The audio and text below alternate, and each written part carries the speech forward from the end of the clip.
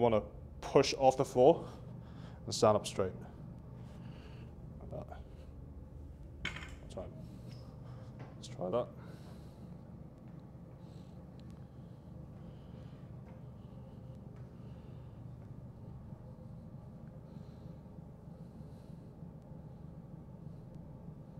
So lean further forward slightly. That's it. Your shoulder blades should be just there. Good. So come up as aggressively as you can, nice and quick. Because it's not about tempo now. Do a couple reps of the bar. Grip the floor down. Yep. Keep your toes down. Keep your toes down. Yep. That's it. So grab onto the floor with your toes. Good. That's it, much better. Yep, and down. Yep, you can put the bar down. How's it feel? Weird. Right, let's put the 10 on, see how it feels.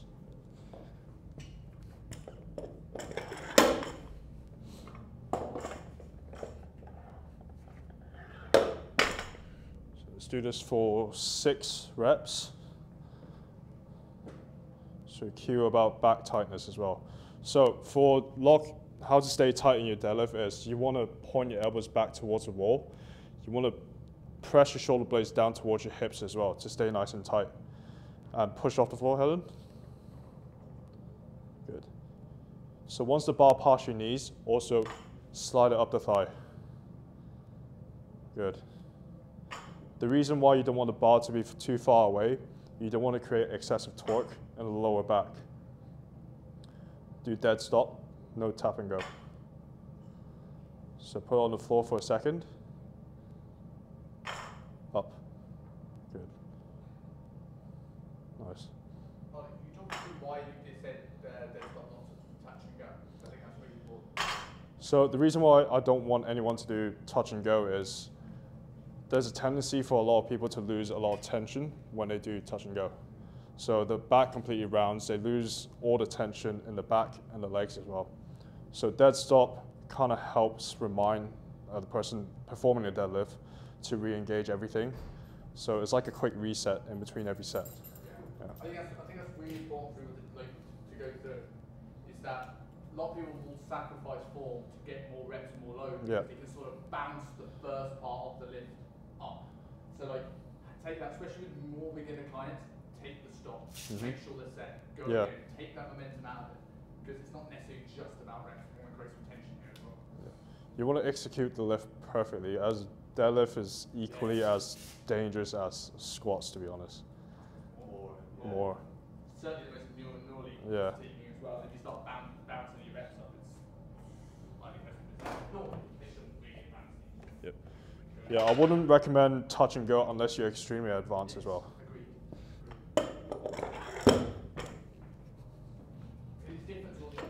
Yeah. Because you start concentric rather than eccentric. Yep. So let's do 4 on this.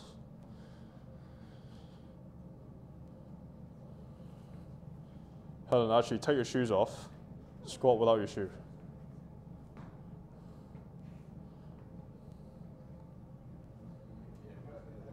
Yep.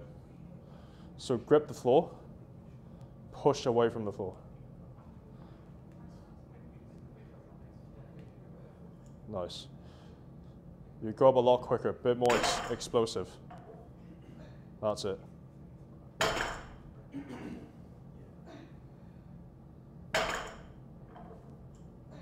Nice. It's good. How's it feel? Better. Yeah. To pull you down, right? Yeah. Just a question on the touch and go. Like, tell me guys' thoughts. If you approach your clients got to a certain level of a light tap as opposed to like a bounce. Yeah. Are you guys okay with that? Sorry? Like deadlifts, you're doing trap bar or whatever, you're doing conventional. Are you guys okay when it comes to touch and go for like a light tap?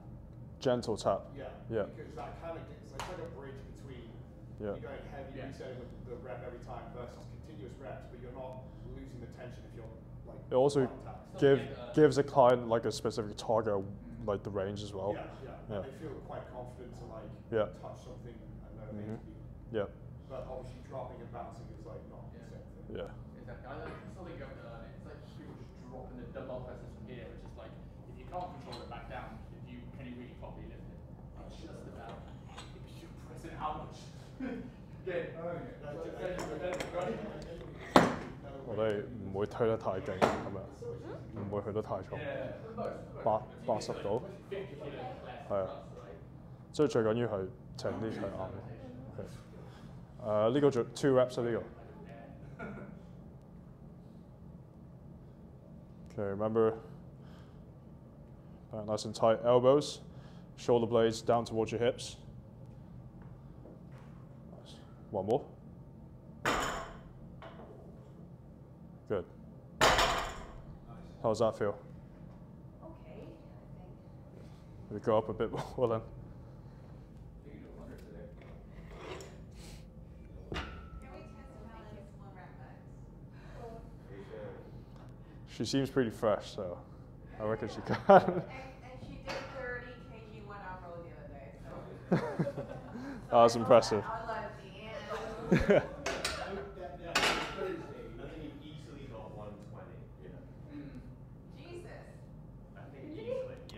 Raised well, 10 slack the bar. Yeah, I think you've easily got her. That'd be close to 3 times away. We'll go to 140. 3 plates. That's a valuable cue for clients. You'll get Yeah. Let's do 1. Yeah. Should we go through that again? Take a slack out the bar? I think she's pretty good at it. Yeah, okay. There ain't no slack.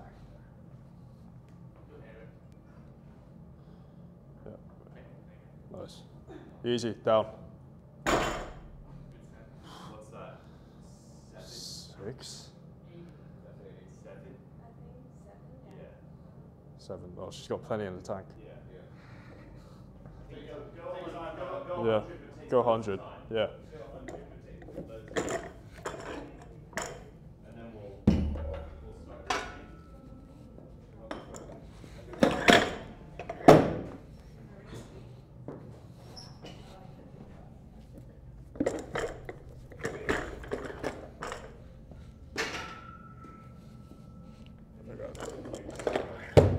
You hit 6 plates now.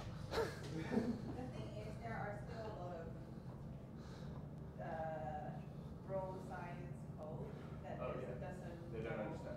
Yeah. Yeah, like. Just do Sumo. Sorry, Helen. Sorry, Helen, your coach doesn't understand biomechanics. Even on IG, you see all this like people with all the followers, and they still say, "Oh, for more goods." Yeah. Right. You ready? Just do 1 and see how it feels. Let's go, Helen. Yeah, it's looking. Easy.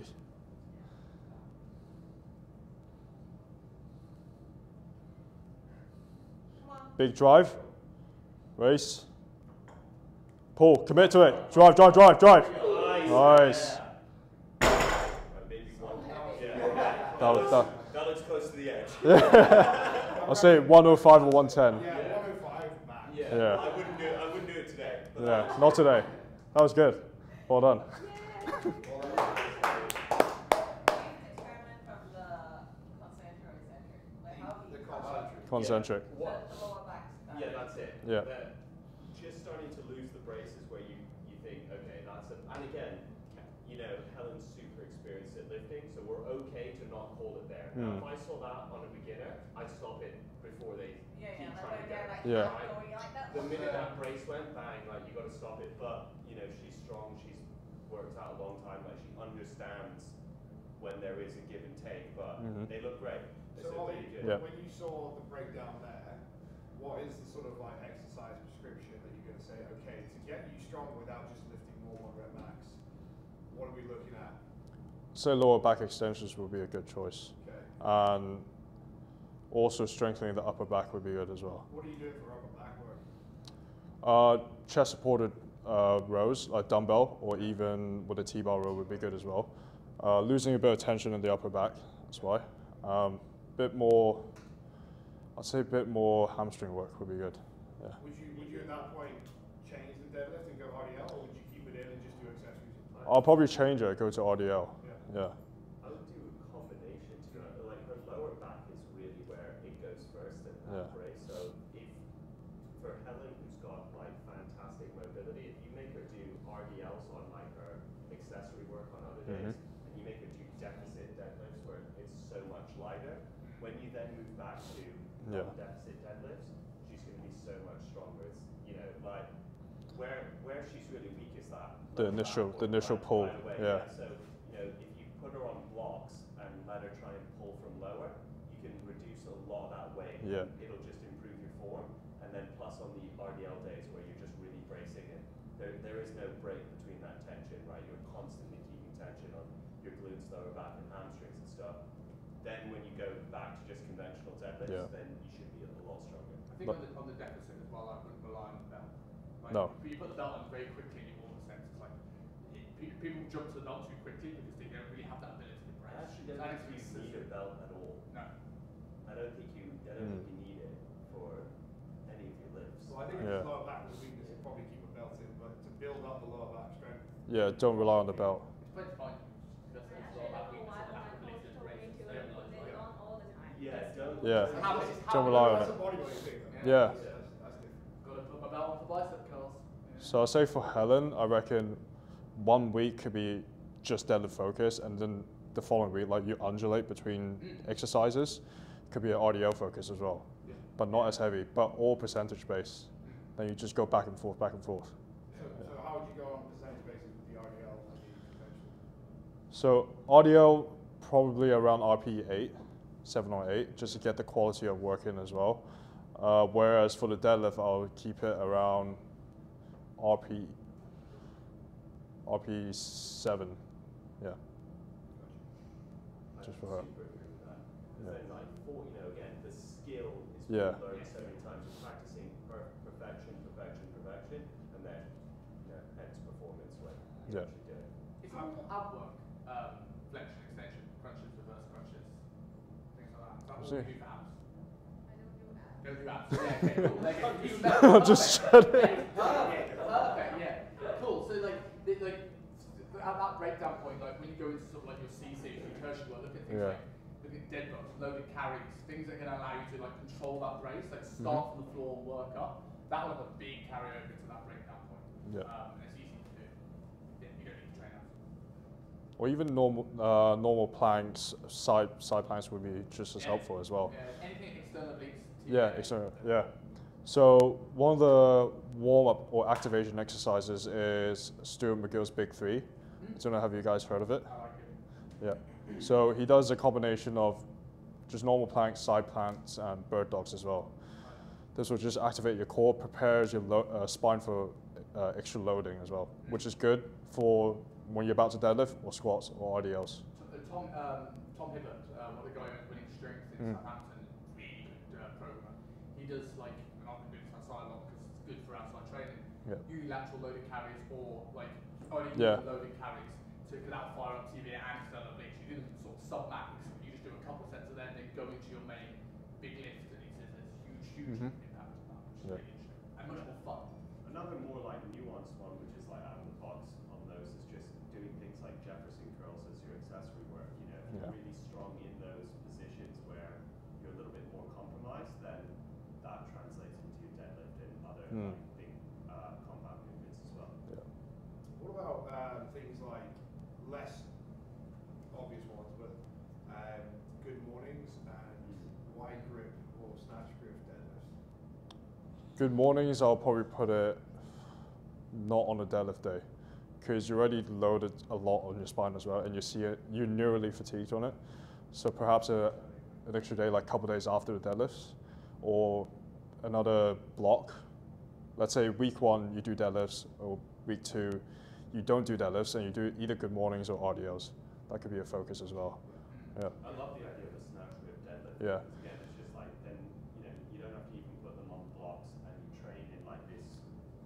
Just it's upper gonna back work tension. other parts of your back. Exactly. All sorts of things, but Yeah. kind of, especially if someone's got really good mobility, like Helen's got great mobility, so you're almost teaching her to deadlift there like an Olympic lifter, right? Yeah. So more of an athlete, and that will definitely translate through. So from personal experience, having done snatch grip deadlifts with Australian strength coach Sebastian Orb, I found my deadlift has improved when it comes to my upper back tension as well. Yeah. So it's a good accessory movement to put into the program if you want to get a big deadlift. I think if you look at big deadlifts, well, playing around with different rep ranges, Yeah. I'm all in favour of, certainly with the deadlift, taking one step back to take 3 forward. Yeah. So I quite like things like escalating density training. So if people start getting to that point where mentally they're going into the deadlift and they're freaking themselves out, or they're breaking down, maybe not because they're not strong, but because the weight scares them and they're changing. Yeah. We're doing an accumulation phase, which is like, you said 20 minutes on the clock, sub-max weight, 6 reps of that, 6 reps bench or something like that, it goes backwards and forwards for 20 minutes, as many rounds as possible. Then you train someone just to walk up and pick it up. And then when you go back to a strength phase, they all of a sudden in that mindset, you put 120 on the bar again, bang, walk it up, pick it up. Another one I like is really slow eccentrics. Like sub-max weight, you're not actually doing probably a lot less volume, but you do like an 8 to 10 second eccentric phase in a deadlift. That when it becomes 3 seconds again, everything feels easier, everything's more controlled. I've had that, I had a couple of girls do 140, 150 deadlifts, and it was stuff like that that just got them to the sticking points. The better people are at training, the more you can kind of break those rules as well. Right? Yeah. Yes. Like if you're doing a snatch grip deadlift, like you might be looking at like a much lighter load and like using it, basically to service like 2 functions. So I've even used them at the end of like when I'm training myself. I've used things like that at the end of my back training day, where you're using a lighter load and just like going for volume over trying to move weight. So perfection on form and just overloading yourself and pushing yourself on snatch grip deadlifts at the end of the program. 3 sets of 15, you'll definitely feel that in your back, but it hasn't compromised your work on lat pull downs, rows, and things like that. Yeah. You're just accumulating more and more volume throughout that process. Just a question for the juniors. Why do we not think that sumo is better for glutes than conventional deadlift? Because it shortens the range of motion. Yeah. Of But be more specific. Go a level deeper than that. To what? You're right. But why is it less big? Because the distance is shorter. it's for you to pick up a bar, yeah. Yeah. But Yeah. do your glutes go through a bigger range of motion or a smaller range of motion? Yeah. So is there less or more tension going through them with the same load, right?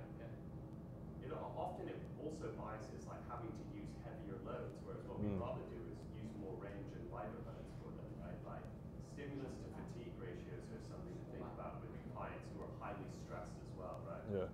So you need to think about, when it comes to deadlift, you need to think about the client's ability to recover after the set or in between the sets as well. If they're extremely stressed as a person, I would not put deadlifts. Yeah. Just to visualize that. Do you want to, I'm not going to ask you to pick it up, don't worry. Set up like you would do set up for your sumo. And just set up on the bar. Like, for people that don't want to understand that, right? Any free weight exercise, the line of force is going to go straight through gravity to the floor. So the line of force is going to go straight through this, right? Now, Helen's sumo is almost conventional, really, by the way she's set up. But if she sits into this and gets a little bit closer to the bar, the distance normally between there and there is going to be less than if she comes into a conventional deadlift now. So when we're looking at what's being challenged, we're looking at the line from this line of force, which is straight through the weight, to the hip the joint we want to move. So here, between this line and the hip, there's a bigger distance here than what was with the sumo. And there's now a smaller distance at the knee. So now the hip's having to work harder. If she goes back into that sumo position, really sit into the sumo, like try and get yourself as upright as you can. And really sit down to it. Now, we've got to do that thing here, there's maybe a little bit more challenge through the knee, but a little bit less through the hip. It's not a perfect example because you're still very sat back on your sumo deadlift, but can people see what I mean there? I Yeah. even argue that as she goes to pull that weight, her hips will probably come up Yeah. and she'll get closer to that bar. So Yeah. as she sets up, maybe looking more, like she's in that deeper squat sort of position. Yes. But when she goes to pull that weight, she'll get real close and the distance will be really short. So Yeah. there won't be much range and tension going through her glutes. Yeah. It'll be a lot of torque going through her Yeah. legs and her back. And this is why trap bar deadlifts are a really versatile tool because you can actually challenge that more. If you had a trap bar here, I could decide to do that and squat it, and that creates more of an even challenge if you want to shift loads of weight as well. That's a different type of fitness there. The sumo looks a lot like Dan Green's stance. Her sumos. Yeah, it's a conventional otherwise. Yeah. That's it. Any other questions?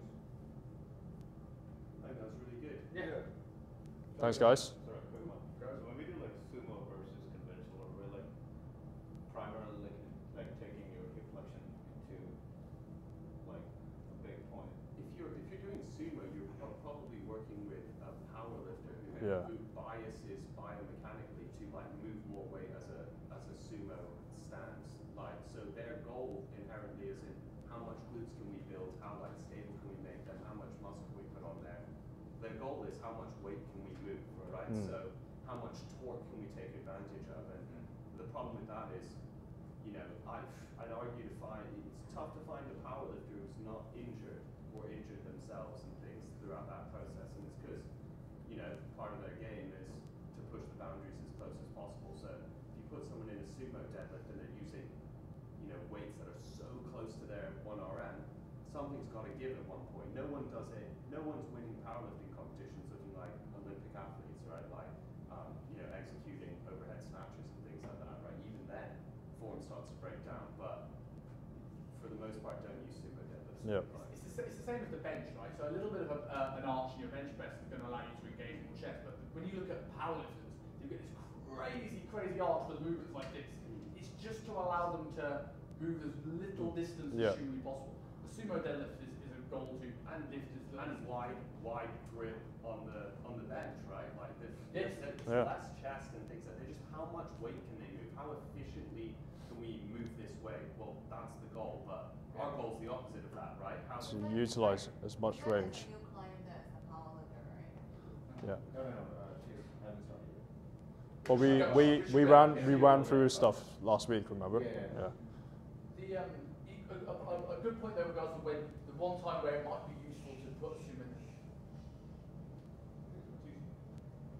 The other thing with it, if you have someone who's a powerlifter who, like, I've worked with trainers in the past who are actually powerlifters, and you can see that again what Simon's saying about one step back to take way more steps forward. One of the reasons that she couldn't get stronger is because she was so attached to like the weights that she was moving and how she was training that that's it. She's totally leveled out because her form and skill was just not good enough. Yeah. If she took a step back and did a lot more work on dumbbell bench and did a lot more work on conventionally bench pressing and properly trying to like put on muscle and execute things, you know, from a good standard of like proper training techniques, did the same with her deadlift and did the same with her squat. When she then went back to using what I would call like not as good form, but you know, taking advantage of torque, she would have been way stronger. But she plateaued because she had attached herself to the weights that she was doing. She didn't want to get stronger quads. She didn't want to get stronger throughout different rep ranges, and that's why she doesn't progress. So you know, you've got to think about breaking things down to build them back up again, right? There's a reason that we're looking at Helen's deadlift and thinking, okay, well, what are we going to do to make Helen deadlift better? What we're not doing is, all right, we're going to do deadlifts again, Helen, and then we're going to try and go heavier again, and we're going to try and go heavier again. The best example you want to think of for doing that is break things down into like a marathon runner, right? If you want to get someone good at running a marathon, you don't get them to run a marathon every week because their score will stay fairly close to what it is, right? So, I mean, without even going into the gym program of it, you need to get them to run 5Ks, you need to get them to run 15Ks, you need to get them to do longer runs and shorter runs. When they train in the shorter runs to go faster, when they train in the longer runs to do those, when you put it all back together again and then they do a marathon, then they're faster again, right? So don't just, you know, hammering the same nail over and over again isn't going to build you a very strong foundation. What you want to do is look at all the different elements at play. Where are they weak? Where are they strong? And then how do we fix this thing and put it all back together? So obviously for a marathon runner, if they can get training in the gym and got way stronger legs, that's also going to help them. But that's sort of besides the point. It's more that doing the same thing over and over again isn't going to inherently make someone stronger. If someone's squat form isn't optimal, getting them to just keep squatting is not it, right? Yeah. Maybe they need to do some split squats, maybe they need to do some glute work, maybe they need to do some hamstring work, and then how do we break it down, right? So how do we put it back together so they're stronger? So think of who you're working with and like what you can kind of help them with throughout that process. Well, when James and Klein came in, you've got someone, the time where sumo could be very, very useful if someone's got conventional deadlifts in their pro for whatever reason, and they get like a bit of an SI niggle, they're not joining the set, that's what you call it. But they come in and I've got some new SI. Rather than regress them all the way back to hip thrust and like when they're feeling like a bit of a failure because they've progressed so far. Going into a sumo deadlift in that situation could be a good variation because you actually lock the femur into the SI joint, so it just takes away a lot of that SI joint pain. And then when it goes away, you go back to convention.